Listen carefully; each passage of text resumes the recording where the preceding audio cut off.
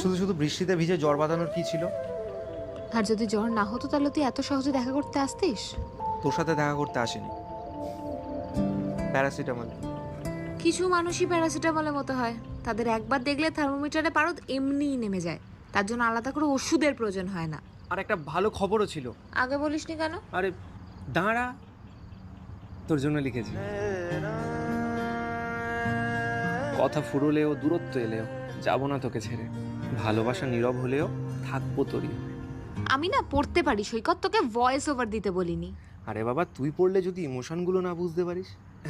এবার ঠিক আছে। সৈকত, তোর কাঠগোলাপ গল্পটার কি হলো? কোনো আপডেট পেলি? পলিটিক্স ভাই, কেউ বোঝেইনি আমার লেখার মানেগুলো।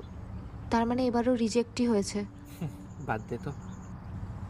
সৈকত, আমার তোকে কিছু বলার আছে। বলে ফেলো।